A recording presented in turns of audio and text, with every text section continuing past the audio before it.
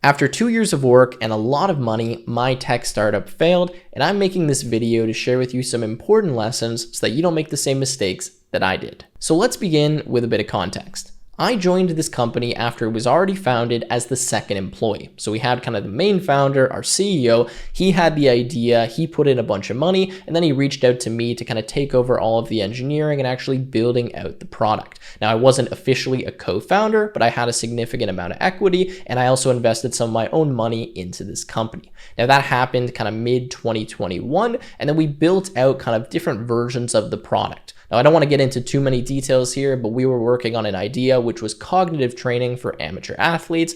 This really was in the form of a mobile app that ideally athletes were going to play with to kind of sharpen their cognitive skills. So think of something like Lumosity, but specifically designed for athletes. Now, the idea was actually quite good. A lot of people really liked it, and we were able to raise some money based on that, but it was just very difficult to execute on, and there was a lot of different factors we didn't consider when we were building out this app. So pretty much I was kind of the main engineer. I was writing a significant amount of code, and I ended up hiring a few software engineers beneath me, which were working on the app as well. At one point, we had about 4 different employees, one of which was a designer, and then we had our CEO, who was responsible for all of the business, fundraising, marketing, accounting, all of that kind of fun stuff. If you want to learn more about it, I made a few videos on this channel in the past when I was actually hiring some of you guys, so you can check those out on my channel. Anyways, the point is, this company ended up failing. I learned a lot along the way, and I want to share with you 5 unique lessons that I think are going to be helpful to consider, especially if you want to get into something like building a tech startup, a SaaS, or really building any software at all that you plan to eventually sell to someone. Now, as you're going to learn in this video, one of the first and most major mistakes we made was really failing to validate the idea that we had properly. Everything sounds great in your head, but actually going out there and validating it is super important. And that's why I want to share with you a fantastic free resource from HubSpot, which is a business startup kit. Now, this contains all kinds of different resources that I wish I had access to that probably would have changed the trajectory of this company. This business startup kit gives you access to 9 free templates that can help you brainstorm your business name, develop a business plan, and even how to pitch your idea to potential investors. You can even utilize the business startup cost calculator and feasibility study template to make sure you know what you're getting into before you get started. I've left a link to this in the description where you can check it out completely for free.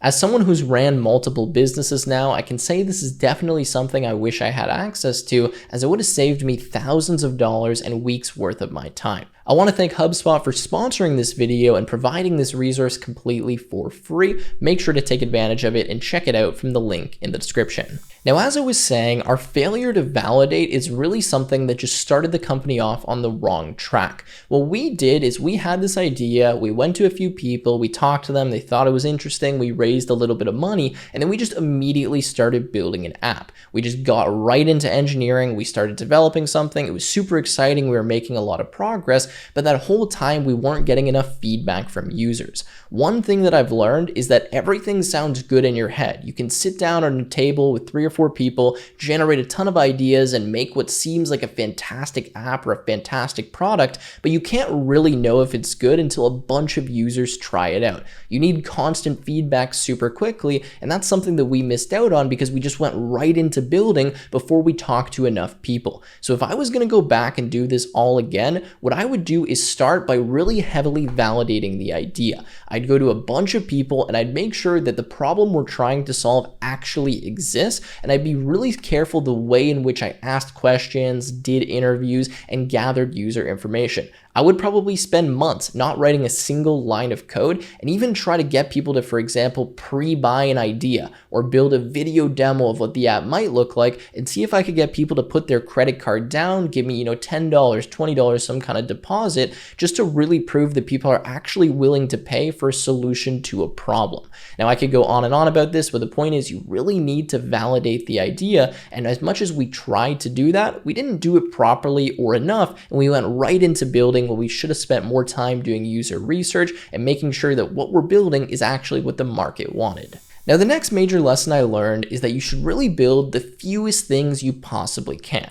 Especially when you're just getting started, it's really tempting to just dive into the code editor and start building a bunch of features, working on this awesome app and constantly making progress. As a software engineer, you like engineering, you like writing code, and I very quickly got in this habit of just waking up, building a ton of stuff, making the app better, just constantly improving it and adding all of this stuff to it when I really didn't have any rationale to be adding those different features or building more. What I've found is that simpler is significantly better, and when you're starting out, you really want to avoid writing too much code or over-engineering something, especially when you don't yet know if it's going to work. So if I was going to go back, I would start by building the absolute simplest prototype I possibly could. In our case, we ended up having an app that had like 20 different games that users could play with. I would go back, I wouldn't even make it a mobile app because that's a bit more complex to build. I'd build a simple web page with a single game and maybe some kind of basic leaderboard that would take me 2 or 3 days to build, and I would start testing that with users immediately. I would want as many people as I could find to get their hands on something simple that I'd built and immediately get feedback directly from the users, rather than just thinking up all of these ideas and spending hours upon hours and weeks upon weeks coding out this app that no one's using and that I'm getting no feedback on. So it's a difficult thing to do, but I'd keep it as simple as I possibly can and only add something if I have a really good reason and real people telling me that that should be added. Now, the next major lesson that I learned is when you're releasing a product, especially something like software, you need to release it early and iterate quickly. We made the mistake of spending months working on this mobile app, making it perfect before we eventually put it out in the wild. And when we did that, there were so many issues, so many things wrong, so many features that needed to be changed, and we had done a ton of work that we probably didn't need to do and that we could have very easily either avoided doing or kind of changed the plan on if we had gotten feedback earlier.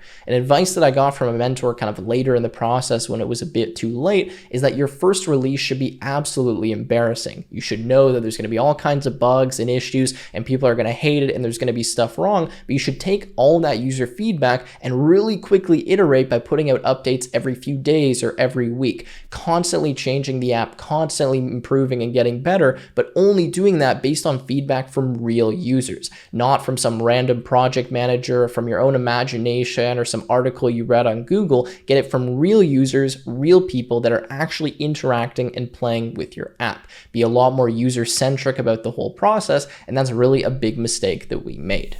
Now, the next lesson that I learned was a tough one for me, and this is to detach your ego from what you're building.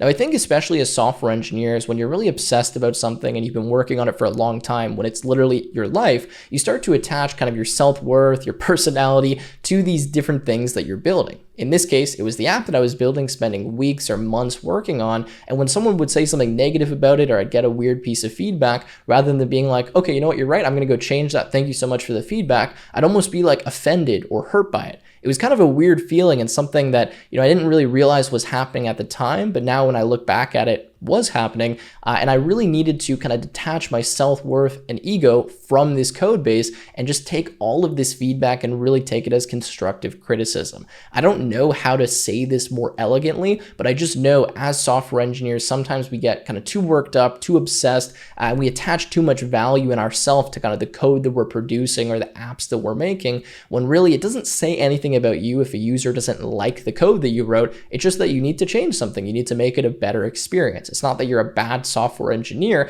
it's just something needs to change and you need to improve it like in anything else. So anyways, that's kind of the lesson here. Try to detach that ego as much as you possibly can from the product that you're working on and really just take everything as kind of positive, constructive criticism and use that to move forward and make it better. Now, the last lesson I learned here is one I wish I would have learned sooner, but that is to fail fast. Now, you hear this all the time, especially in places like Y Combinator, but it's a lot more difficult to put it into practice than it seems. A lot of times you work on this idea, you get really excited, you're super motivated, it's your life, it's everything that you're thinking about, and it just doesn't end up working out. And chances are you probably kind of know that in the back of your head a few months before the company ends up failing or before the team disbands or whatever ends up happening, but you're holding on to that last bit of hope and kind of just praying that everything that you've been working on, isn't for nothing.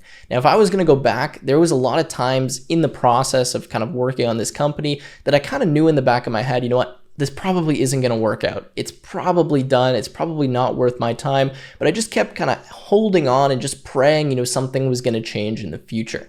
Now that never happened, and if I was going to go back, I probably would have just cut the ties as soon as I possibly could and just failed the idea really quickly so I could move on to the next thing. What I've learned now running a bunch of different businesses, trying so many different things out online especially, is that you got to try as many things as you can, and when they're not working, fail quickly so you can move on to the next one. You need a ton of different failures before you eventually have that success, and with this company specifically, I wish I would have failed faster, done things quicker, pushed more stuff out into the wild, and just kind of accelerated this process where I could have maybe done the same amount I did in 2 years in 6 months or 8 months had I taken the other lessons I mentioned in this video. As soon as it's not working and you no longer have that confidence, cut it off, move on to something else, because you never know, you could just be one more failure away from that great idea. So anyways, guys, in conclusion, I am happy that I did this company. I learned a lot. I wrote a ton of code. I pushed a bunch of stuff into production. I got some great feedback, and I think I'm a better software engineer and kind of business person because of it. I've learned a lot of lessons that I'm going to take with me to future companies that maybe I'll eventually start. And I was fortunate enough to do this at a pretty young age where even the financial loss I took, I can recover from pretty quickly. So all in all, no regrets. Here are the lessons I learned. I'm definitely going to take them with me in the future, and I hope this helped you a little bit and gave you some value. If you enjoyed, make sure you like, subscribe to the channel, and we'll see you in the next one.